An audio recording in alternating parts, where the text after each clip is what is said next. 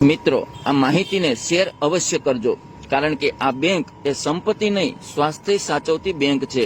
જરૂરિયાતમંદોને ભાવનગરની ડ્રગ બેંકમાં મળે છે વિનામૂલ્ય દવા. 20 વર્ષથી ચાલતી નિઃશુલ્ક સેવાથી અનેક દર્દીઓ બીમારીમાંથી થયા છે બેઠા.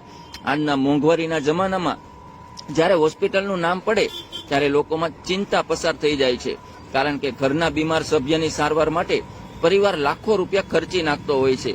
આવા સમયે જો બીમારીમાં જરૂરી દવાઓ નિઃશુલ્ક મળે તો જરૂરિયાતમંદ પરિવાર રાહત અનુભવશે. ભાવનગરમાં આવા જરૂરિયાતમંદ પરિવારો માટે ચાલે છે ડ્રગ બેંક. દવાના આ પરબમાં જરૂરિયાતમંદને અપાય છે નિઃશુલ્ક દવા.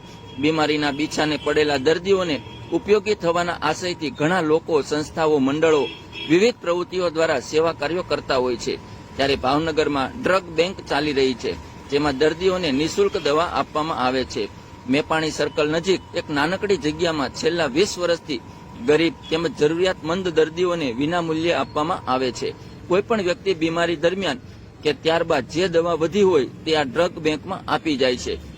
ડ્રગ બેંકના કેમિસ્ટ તેની નોંધ કરે છે. એક્સપાયરી ડેટ તો નથી ને, વગેરે જેવી જરૂરી નોંધ કરે છે. જ્યારે કોઈ ડોક્ટરનું પ્રિસ્ક્રિપ્શન લઈને આવે તો તેને ડ્રગ બેંક દવા આપે છે. ત્યારે એવું પણ બને કે બધી દવા ન પણ હોય. આ ડ્રગ બેંકમાં રોજના 150 જેટલા દર્દીઓ આવી નિઃશુલ્ક દવા મેળવે છે. જવરે વર્ષે અંદાજે 50,000થી વધુ દર્દીઓ વિનામૂલ્યે જરૂરી દવા મેળવી માંદગીમાંથી બેઠા થયા છે.